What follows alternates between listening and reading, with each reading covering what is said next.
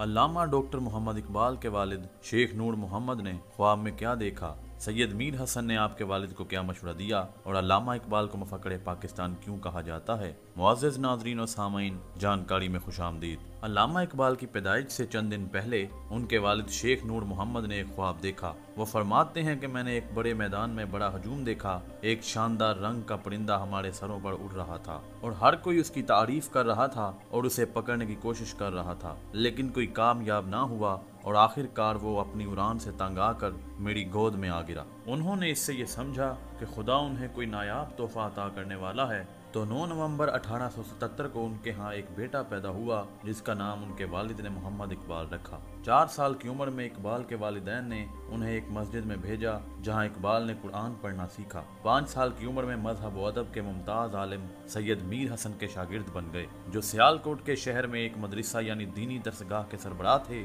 मीर हसन ने इकबाल को इस्लामी मजहबी विरसे की तालीम दी और इसके साथ साथ एक आला अदबी ज़ौक़ पैदा करने में भी मदद की। मीर हसन ने नौजवान इकबाल की सलाहियतों को भी देखा और इकबाल के वालिद को सियालकोट के स्कॉच मिशन कॉलेज में दाखिल करवाने पर आमादा किया, जहां मीर हसन खुद अरबी के प्रोफेसर थे। वहां से इकबाल ने 1895 में FA का इम्तिहान पास किया। इकबाल मजीद तालीम हासिल करने के लिए 1895 में लाहौर चले गए, जहां उन्होंने 4 साल गुजारे। 1897 में अंग्रेजी फलसफा और अरबी में BA किया और 1899 में फलसफा में MA किया। उन्हें लाहौर के ओरिएंटल कॉलेज में मैकलोड अरबी रीडर मुकर्रर किया गया। इकबाल ने कुछ अरसा गवर्नमेंट कॉलेज लाहौर में अंग्रेजी के असिस्टेंट प्रोफेसर के तौर पर खिदमात अंजाम दी। 1905 में इकबाल कैम्ब्रिज पहुंचे और ट्रिनिटी कॉलेज में बतौर रिसर्च स्कॉलर दाखिल हुए। कैम्ब्रिज उस वक्त अरबी और फारसी उलूम का एक मशहूर मरकज था। उसके रोशन ख्यालों में रेनाल्ड एम निकलसन शामिल था, जिसने बाद में 1920 में इकबाल की फारसी शायराना तसनीफ इसरार खुदी का अंग्रेजी में तर्जुमा किया और बाद में जर्मनी की Ludwig Maximilian university of Munich में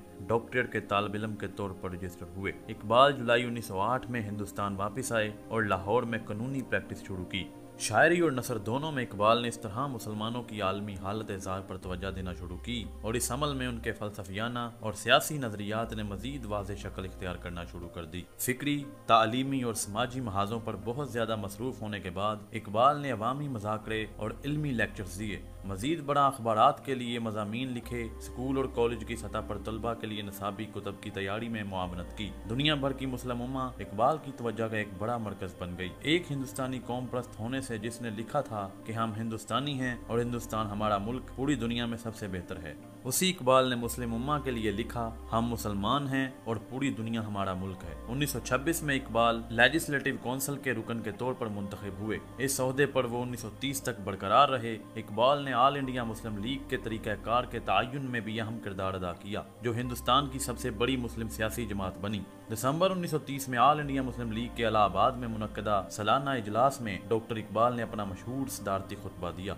जिसमें उन्होंने हिंदुस्तान के मुसलमानों के लिए एक अलहदा वतन के क़याम की तजवीज़ पेश की। 1931 और 1932 में एक बार फिर हिंदुस्तान के मुसलमानों की नुमाइंदगी करते हुए अल्लामा डॉक्टर मोहम्मद इकबाल ने हिंदुस्तान के सियासी मुस्तकबिल का फैसला करने के लिए लंदन की गोलमेज कॉन्फ्रेंसों में शिरकत की। अल्लामा डॉक्टर मोहम्मद इकबाल ने जो ख्वाब देखा वो बिलाखिर 1947 में शर्मिंदा ताबीर हुआ और यूं पाकिस्तान दुनिया के नक्शे पर इस्लामी रियासत के तौर पर उभरा। अल्लामा इकबाल 21 अप्रैल 1938 को अपने खालिक हकीकी से जा मिले और आपका मदफन लाहौर बादशाही मस्जिद के साथ है। तारीख के औराक पर जो नाम सुनहरी अल्फाज से रकम हैं, उनमें से एक नाम अल्लामा इकबाल का भी है। हम इकबाल की शख्सियत को मुख्तलिफ ज़ावियों से खराज तहसीन व अकीदत पेश करते हैं। उन्हें एक अजीमुल मर्तबत शायर गर्दानते हैं। उन्हें गज़ल का इमाम भी कहा जाता है। आपकी मशहूर तसानीफ में बाल जिब्रील, ज़रब कलीम, ज़बूर अजम, जावेद नामा और बांगे दरा हैं। हम उन्हें मुसव्वर पाकिस्तान और मुफक्किर इस्लाम के अलकाबात से भी याद करते हैं। दुनिया उन्हें फर्त अकीदत से शायर मशरिक भी कहती है। हम उन्हें दानिश्वर और फ़िलासफ़र भी करार देते हैं। ये सब बातें जुज़वी एतबार से दुरुस्त हैं, लेकिन हमें ये सोचना और तय करना है कि इकबाल की अज़मत का हकीकी राज क्या है। जब इस सवाल का जवाब मुख्तलिफ तसानीफ़ व तहरीर से तलाश करने की कोशिश की तो इस नतीजा पर पहुंची कि इकबाल की अज़मत सिर्फ इस अमर में पोशीदा है कि उन्होंने अपनी सोच और फिक्र का महवर सिर्फ और सिर्फ इस्लाम को बनाया। मज़ीद वीडियोस देखने के लिए जुड़े रहें जानकारी के साथ। चैनल को सब्सक्राइब करें और बेल आइकन को दबाना मत भूलें। अल्लाह हाफ़िज़।